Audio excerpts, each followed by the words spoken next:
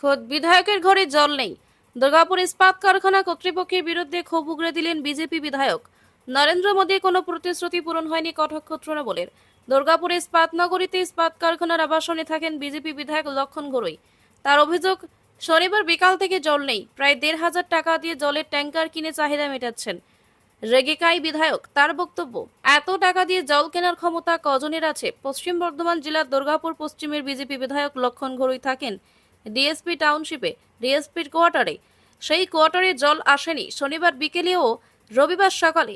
রবিবার বিধায়ক বলেন, আগে থেকে কোনো মাইকিং করা হয়নি, আচমকা জল বন্ধ হয়ে গিয়েছে। শৌচাগারে যাবার জল টুকু পর্যন্ত নেই। আগে থেকে বললে মানুষ সতর্ক হয়ে যায়, জল সঞ্চয় করে রাখে। ডিএসপির অফিসারদের চরম গাফিলতি। তারা মাইনে নিচ্ছেন কিন্তু কাজ করছেন না। কেন্দ্রীয় সরকারকে বদনাম করার চক্রান্ত করে এমন পরিস্থিতি তৈরি করছেন।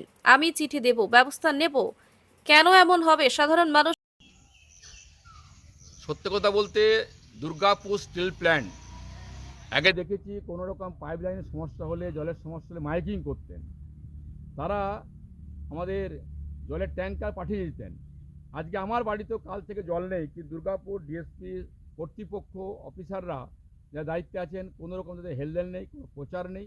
হঠাৎ করে দিচ্ছি কাল বিকেলেও জল নেই, সকালেও জল নেই, বাথরুম যাওয়ার জল নেই। ১৪৫০ টাকা দিয়ে ট্যাঙ্কার এখন জল কিনে নিয়ে এলাম। আচ্ছা, আমি তো কিনে আনলাম, সাধারণ মানুষ তারা কী করবে? এই যে খামখেয়ালিপনা, কখন তারা পাইপ লাগাচ্ছেন, কখন কি করে দিচ্ছেন, আটকে দিচ্ছেন। দুর্গাপুরে, সারা দুর্গাপুরে হাহাকার চলছে জল নিয়ে পড়ে। এটা ঠিক নয়। অফিসাররা বসে আছেন, তারা মাইনে নিচ্ছেন, তাদের কাজ তারা করছেন না। আর কাজ না করার জন্যে এই যে সমস্যা তৈরি হয়েছে, এই দায় কিন্তু ডিএসপি কর্তৃপক্ষের। সরাসরি বলছি, তারা ঠিক কাজ করছেন না। উচিত ছিল যদি কাল জল নেই, আজ জল নেই, কেন ম্যাগি করলেন না? কেন বলে জল ট্যাঙ্কে ভরে রাখুন, যদি জল বন্ধ রাখা হবে? পাইপ লাইন খারাপ আছে, সমস্যা আছে। এই যে উদাসীনতা, এই যে অবহেলা, মানুষ কিন্তু ভালো চোখে দেখছে না। তাই দুর্গাপুরে পুরো হাহাকার চলছে জল নিয়ে পড়ে। বৃষ্টি এদিকে হচ্ছে, এদিকে জল নেই। মানুষ রান্না করবে কি, খাবে কি, বাথরুম যাবে কী করে, স্নান করবে কী হবে? এটা চরমতম অবহেলা।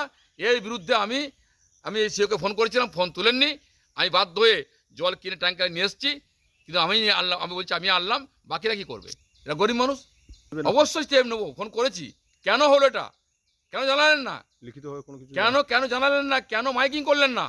যে সমস্যা আছে, মানুষ করবে কি? এদের বিরুদ্ধে স্টেপ নেব, শুধু চিঠি করবো, ফোন করব, উত্তর চাইবো। কেন বলেননি আগে?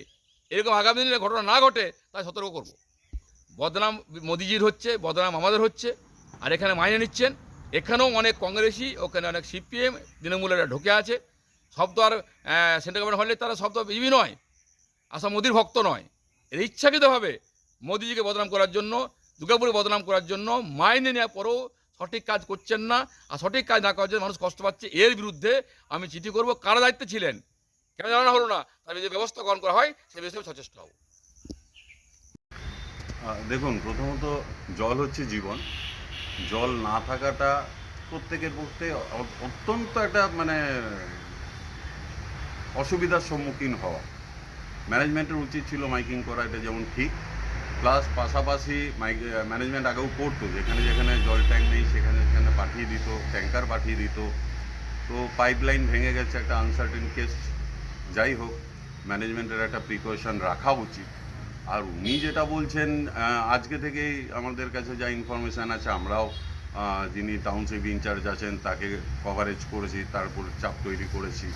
আজকে বিকেলের মধ্যে অলরেডি ট্যাঙ্কে জল ছাড়া শুরু করে দিয়েছে। আজকে বিকেলের মধ্যেই সব ট্যাঙ্কে জল পৌঁছে যাবে আশা করছি আমরা।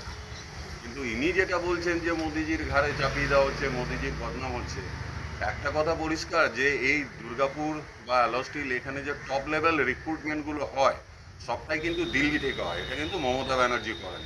এখানে মোদিকে বদনাম করানোর প্রচেষ্টা তাহলে মোদির লোকেরাই করছে বলতে হয়। মোদির লোকেরাই তাহলে তার এগেনস্টে বদনাম করানোর চেষ্টা করতে হচ্ছে ওই লক্ষণ ঘুরির কথা অনুযায়ী। কিন্তু বাস্তবটা হচ্ছে মোদিজিকে নতুন করে বদনাম বা অপবাদ দেওয়ার কিছু নেই। দীর্ঘদিন ক্ষমতায় থাকার পরও যে সমস্ত প্রতিশ্রুতি উনি দিয়েছিলেন, সেই প্রতিশ্রুতির একটাও তিনি রক্ষা করতে পারেননি। 2 লক্ষ বেকারের চাকরি প্রতি বছর, 15 লক্ষ টাকা করে সবার ব্যাঙ্ক অ্যাকাউন্টে পৌঁছে যাবে, গ্যাস সিলিন্ডারের নামে ভাঁওতা, আজকে পেট্রোল ডিজেলের দাম সমস্ত কিছু আকাশ ছোঁয়া, এসব নিয়ে লক্ষণবাবুরা কিছু বলুন। সেই কন্ট্রোলটা তো সেন্ট্রাল গভর্নমেন্টের হাতে। আজকে সাধারণ মানুষ একটা গ্যাস কিনতে গেলে তার দিন আনি দিন খায় মানুষের কোন অবস্থায় গিয়ে পৌঁছাচ্ছে সেটা বিচার করতে হবে। সাধারণ মানুষের কথা ভাবতে হলে মোদিজিকে যে সমস্ত প্রতিশ্রুতি উনি দিয়েছিলেন দেশের স্বার্থে, সমস্ত রাজ্যের স্বার্থে, সেই প্রতিশ্রুতিগুলো আগে রক্ষা করুন, তবে তার এই মিথ্যাবাদী বা অপবাদগুলো ঘুচবে বলেই আমি মনে করছি। আপনার নাম? আমার নাম মানস অধিকারী, আমি দুর্গাপুর আইএনটিটিউসি কোর কমিটির একজন সদস্য।